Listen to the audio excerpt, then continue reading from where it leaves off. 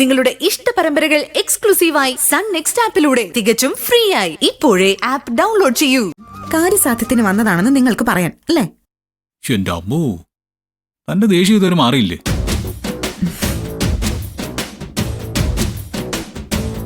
ആഹാ, super ചായ. വെറുതെ സുഖിപ്പിക്കണ്ട, ഞാനിത് കുറേ കേട്ടതാ. എനിക്കൊരു കാര്യം പറയാനുണ്ട്. എന്റെ വീട്ടിലേക്ക് പോവാൻ വസുന്ധര ആന്റി സമ്മതിക്കില്ല. അവരെ ഇങ്ങോട്ട് കൊണ്ടുവരാനും പറ്റില്ല. പക്ഷേ എന്റെ അമ്മയും അനിയനെയും സംരക്ഷിക്കാൻ എനിക്ക് ജോലിക്ക് പോണം. അതിന്റെ ഒന്നും ആവശ്യമില്ല നിധി. ഈ കാണുന്ന സ്വത്തെല്ലാം നിന്റേതും കൂടിയാ. നീ ജോലിക്ക് പോയി കഷ്ടപ്പെടേണ്ട കാര്യമില്ല. ഇവിടുത്തെ പണം എടുത്ത് എന്റെ വീട്ടിൽ കൊടുക്കാൻ എനിക്ക് താല്പര്യമില്ല സർ. എനിക്ക് എന്റെ കാശുകൊണ്ട് വീട്ടുകാരെ സംരക്ഷിക്കണം. അങ്ങനെയാണെങ്കിൽ ആവശ്യമുള്ള പണം ഞാൻ നിന്റെ പേരിൽ അക്കൗണ്ടിലിടാം. അടുത്ത് ചെലവാക്കിക്കോ. എന്റെ കുടുംബം ജീവിക്കേണ്ടത് ഈ കുടുംബത്തിന്റെ ഔദാര്യം കൊണ്ടല്ല, എന്റെ അധ്വാനം കൊണ്ടാ. ഞാൻ ചെയ്യുന്ന ജോലിയുടെ ശമ്പളം കൊണ്ട്. അങ്ങനെയാണെങ്കിൽ ഭാര്യ എന്ന നിലയ്ക്ക് താൻ ഇവിടെ ചെയ്യുന്ന ജോലിക്ക് ഒരു ശമ്പളം ഫിക്സ് ചെയ്യാം. അപ്പൊ പിന്നെ അതെടുത്ത് തന്റെ ഇഷ്ടത്തിന് ചെലവാക്കാലോ. നിങ്ങൾ എന്നെ ശമ്പളക്കാരിയാക്കി അപമാനിക്കുകയാണോ? നിങ്ങളെ അമ്മയ്ക്കോ പാർവതി ആന്റിക്കോ ശമ്പളം കൊടുക്കുവോ? അതുപോലെ തന്നെയല്ലേ ഞാനും. ഭർത്താവ് വീട്ടുജോലികൾക്ക് ഭാര്യയ്ക്ക് ശമ്പളം കൊടുക്കണമെന്ന് കോടതി വരെ പറഞ്ഞിട്ടുണ്ട്. ആ സ്ഥിതിക്ക് ഞാൻ അങ്ങനെ പറഞ്ഞാൽ എന്താ തെറ്റ്? നിങ്ങൾ പറഞ്ഞതിൽ തെറ്റ് മാത്രമേ ഉള്ളൂ. നിങ്ങൾ കല്യാണമേ കഴിക്കാൻ പാടില്ലായിരുന്നു. നിങ്ങളെ ഒരു സ്ത്രീ വിരുദ്ധനാ. ഞാനാണോ സ്ത്രീ വിരുദ്ധൻ? ഞാൻ പകലന്തിയോളം വീട്ടിൽ പണിയെടുക്കുന്ന സ്ത്രീകളുടെ ഭാഗത്താ. കണ്ടാലും പറയും. സ്ത്രീ അമ്മയാണ്, പത്നിയാണ്, ഭൂമിയാണ്, ശക്തിയാണ്. എല്ലാത്തിലുപരി സ്ത്രീ ഒരു നിധിയാണ്.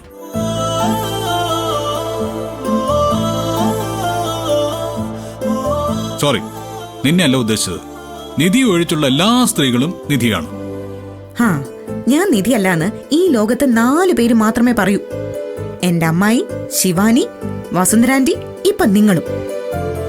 എന്നെ പരിചയമുള്ള ബാക്കി എല്ലാവരും പറയുന്നത് ഞാൻ നിധിയാണെന്ന് തന്നെയാ. വിവരവും ബോധമുള്ള 4 പേരെ മാത്രമേ പരിചയപ്പെട്ടിട്ടുള്ളൂ. നമ്മുടെ വിഷയം അതല്ല. താൻ ജോലിക്ക് പോകുന്നതാണ്. എനിക്കതിൽ താല്പര്യമില്ല. വിവാഹം കഴിക്കുന്ന പെണ്ണ് ജോലിക്ക് പോകുന്നതിൽ നിങ്ങൾക്ക് എതിർപ്പില്ലാന്ന് നിങ്ങൾ മുൻപ് പറഞ്ഞിട്ടുണ്ടല്ലോ. ഞാനങ്ങനെ പറഞ്ഞിട്ടുണ്ടോ? ഉണ്ട്. അക്കാലത്ത് നിങ്ങൾക്കൊരു ഭാഗ്യജാതകക്കാരിയെ കിട്ടിയാൽ മാത്രം മതിയായിരുന്നു. അക്കാലത്ത് നിങ്ങളുടെ വാചകടി കേട്ടപ്പോ നിങ്ങളൊരു നല്ല മനുഷ്യനാണെന്ന് ഞാൻ തെറ്റിദ്ധരിച്ചു. അതൊരു വലിയ പിഴയായിപ്പോയി. സത്യം പറയാലോ, എനിക്കതൊന്നും ഓർമ്മയില്ല. പക്ഷേ എനിക്ക് നല്ല ഓർമ്മയുണ്ട്. അതുകൊണ്ട് ഭാര്യയ്ക്കുള്ള ശമ്പളം നിങ്ങളുടെ കൈ തന്നങ്ങ് വെച്ചിരുന്നാ മതി. ഞാൻ ജോലിക്ക് പോവും, എന്റെ കുടുംബവും നോക്കും, അത് തീർച്ച.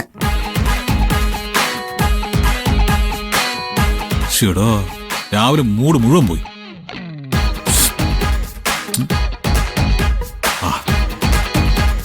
അവള് ജോലിക്ക് പോയാൽ എനിക്കെന്താ? ഒരു കുഴപ്പമില്ല. പക്ഷെ അതെങ്ങനെ അമ്മയെ പറഞ്ഞ് കൺവിൻസ് ചെയ്യിക്കും? ഞാൻ എതിർക്കുന്നതിന്റെ കാരണം അമ്മയാണെന്ന് അറിഞ്ഞാ പിന്നെ അത് മതി അടുത്ത ഭൂകമ്പത്തിന്. ഒരു കാര്യം എനിക്കിപ്പോ ബോധ്യമായി. ഈ ചെകുത്താനും കടലിനും ഇടയിലുള്ള ഒരു നെട്ടോട്ടമാണ് കുടുംബജീവിതം.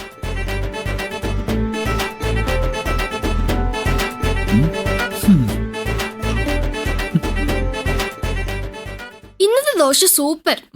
അല്ലേലും നിധി ചേച്ചി വന്നത് പിന്നെ നമുക്ക് എല്ലാവർക്കും നല്ല വയറ്റുഭാഗ്യമുണ്ട്.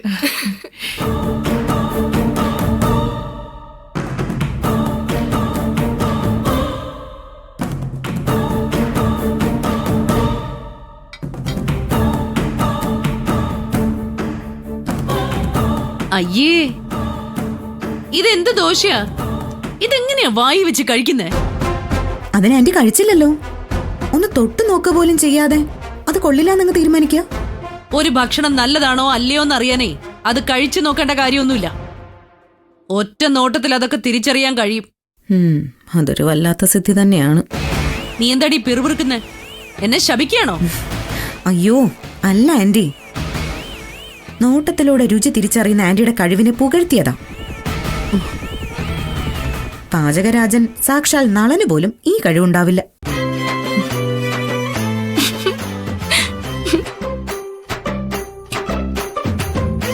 വസു, നീ ദോശ കഴിച്ചു നോക്ക്, നിന്റെ അഭിപ്രായം മാറും. എനിക്ക് വേണ്ടതേ ദേ ഇങ്ങനെ വളവളാന്ന് കിടക്കുന്ന ദോശയല്ല, റോസ്റ്റഡ് ദോശയാ, നന്നായി മൊരിയണം. ദീ പോയി മൊരിഞ്ഞ ദോശ ഉണ്ടാക്കി കൊണ്ടുവാ. ശരി.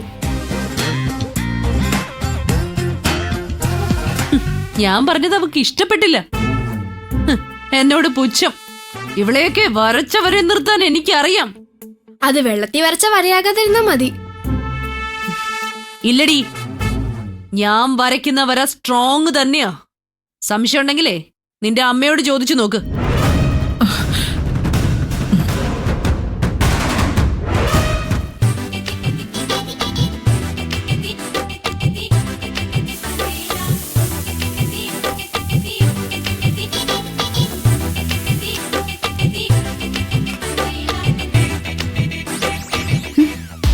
മുരിഞ്ഞ ദോശ വേണം പോലും.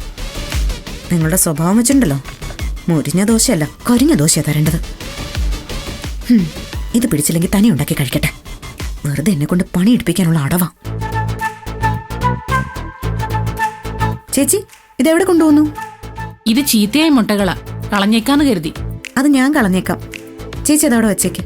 പിന്നെ ആ വാഷിംഗ് മെഷീനിൽ കിടക്കുന്ന തുണികളൊക്കെ എടുത്ത് ടെറസിലൊന്ന് വിരിച്ചേക്ക്. ശരി മോളെ.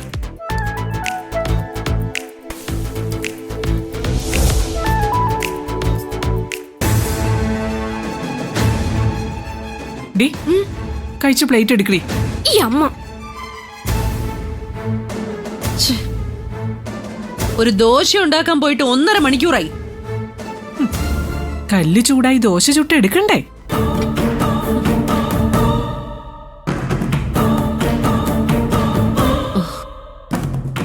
ആന്റിക്കുള്ള സ്പെഷ്യൽ ദോശ റെഡി. എന്താടി ഇത്? വീട്ടിലെ പട്ടിക്ക് പോലും ഇതിലും മാന്യമായിട്ട് ഇട്ടു കൊടുക്കുമല്ലോ. ഞാനതിന് ഇതുവരെ പട്ടി വളർത്തിയിട്ടൊന്നുമില്ല. എന്താ? ആന്റി 2 പട്ടിയെ വാങ്ങിയാ ഞാൻ മുരിഞ്ഞ ദോശ കൊടുത്ത് വളർത്തിയേക്കാവെന്ന് പറഞ്ഞതാ. നിനക്ക് പറ്റിയത് പട്ടിയൊന്നുമല്ല, എരുമയാ. അതിന് ഇവിടെ ഒരെണ്ണം ഉണ്ടല്ലോ.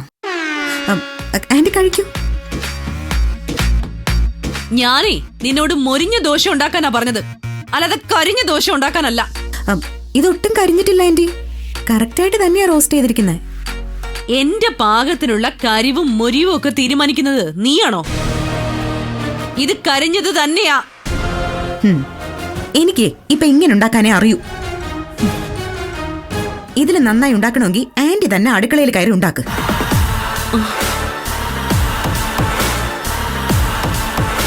എന്നോട് ഇന്ന് വരെ അടുക്കളയിൽ കയറാൻ ആരും പറഞ്ഞിട്ടില്ല. അതിനുള്ള ധൈര്യം ആർക്കും ഉണ്ടായിട്ടില്ല. ധൈര്യം ഇല്ലാഞ്ഞിട്ടല്ല ആന്റി. ആന്റി അടുക്കളയിൽ കയറി കൊളമാക്കുമെന്ന് കരുതിയാ ആരും കയറാൻ പറയാത്തത്.